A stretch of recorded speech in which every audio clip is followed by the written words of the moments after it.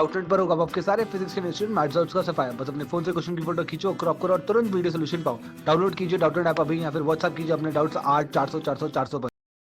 तो हमें इस क्वेश्चन में कुछ फंक्शंस दिए एक्स और टी के, जो क्या रिप्रेजेंट करते हैं, displacement of N elastic wave.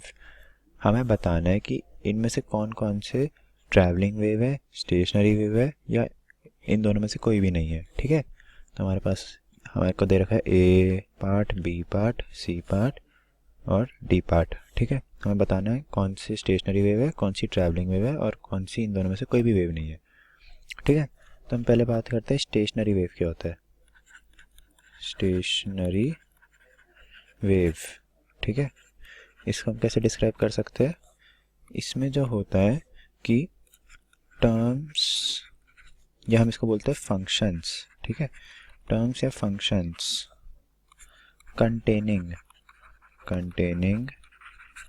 x and t are independent of each other। ठीक है, एक दूसरे से इंडिपेंडेंट फंक्शंस होते हैं इन दोनों के। ठीक है, और अब हम इधर फंक्शंस की जो बात कर रहे हैं, ये कौन से फंक्शंस है, दीज आर हार्मोनिक फंक्शंस। ठीक है, ओनली हार्मोनिक फंक्शंस की बात कर रहे हैं हम इधर। तो हार्मोनिक फंक्शंस कौन से होते हैं, साइन एंड कॉस ओनली। ठीक है, ओनली दीज टू। ठीक है, और अगर हम बात करें एक SHM की, या हम बोले ट्रैवलिंग वेव,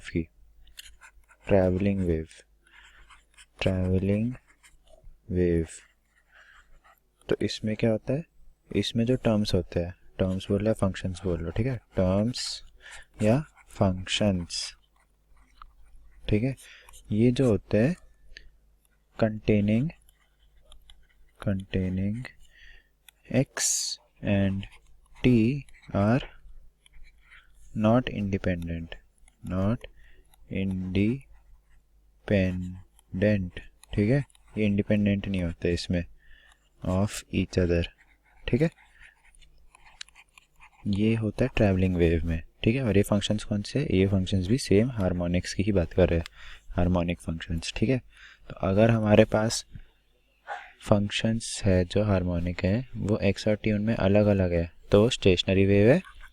और अगर उनमें एक्स और वाई फंक्शंस में साथ में ही है तो ट्रैवलिंग वेव है।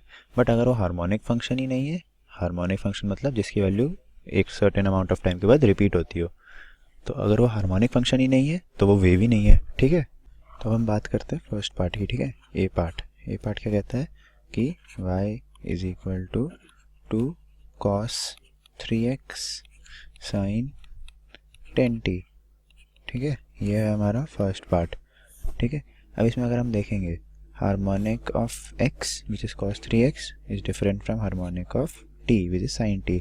तो इसे हम क्या बोल सकते हैं, this is a stationary wave. ठीक है, स्टेशनरी वेव। ठीक है, अब हम दूसरे पार्ट की बात करें, बी पार्ट। ठीक है, बी पार्ट क्या कहता है, y is equal to 2 root x minus v t. ठीक है, y is equal to 2 root x minus v t.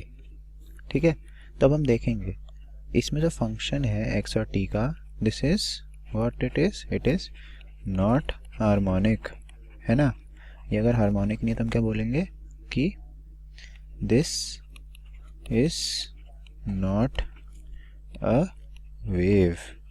ठीक है, क्योंकि इसकी वैल्यू तो बढ़ती रहेगी with x and T increasing. ठीक है, रिपीट तो करेगी नहीं। तो फिर हम बात करते हैं थर्ड पार्ट की। ठीक है, थर्ड पार्ट क्या है हमारा, सी क्या कहता है हमारा, सी कहता है y is equal to 3 sine 5x minus 0.5t।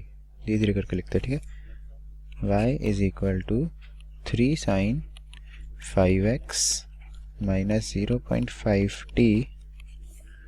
ठीक है, उसके बाद हमने क्या बोला, plus 4 cos 5x minus 0.5t। ठीक है, यही है ना हमारा क्वेश्चन। ठीक है, तो अब अगर हम इसको देखेंगे हम इससे क्या बोल सकते हैं, ये जो हमारा क्वेश्चन है इसमें x और t के जो हार्मोनिक है, मतलब साइन वाला जो है और कॉस वाला जो है ना, ये दोनों एक दूसरे के साथ है, मतलब ये क्या है, ये डिपेंडेंट है। ठीक है, क्या है, डिपेंडेंट। ठीक है, तो इससे हम क्या बोल सकते हैं, इससे हम बोल सकते हैं this is a travelling wave, है ना, ट्रैवलिंग वेव। ठीक है, क्यों, क्योंकि इनके कोएफिशिएंट जो है x और t के, ठीक है, दोनों में सेम भी है। ठीक है, तो this is a travelling wave with a constant frequency. ठीक है, फिर उसके बाद हम बात करें डी पार्ट की। डी पार्ट क्या कहता है, डी पार्ट कहता है कि y is equal to cos x sine t plus cos 2x sine 2t। ठीक है, y is equal to cos x sine t plus cos 2x sine 2t, है ना, ये हमारा क्वेश्चन है। तो अगर हम इसमें देखें अब, तो इसमें अगर हम देखें, इसमें हम क्या देख सकते हैं कि function of x and function of t they are different, है ना, डिफरेंट आए ना, और इसमें भी यही है, function of x and function of t they are also different. ठीक है, तो इससे हम क्या बोल सकते हैं कि this is a travelling wave. ठीक है, this is a travelling wave. But इसमें क्या है, इसमें दो अलग अलग स्पीड्स की या फ्रीक्वेंसीज की अलग अलग वेव्स है जो एक साथ सुपर इम्पोज करेगी। So these are the answers, thank you.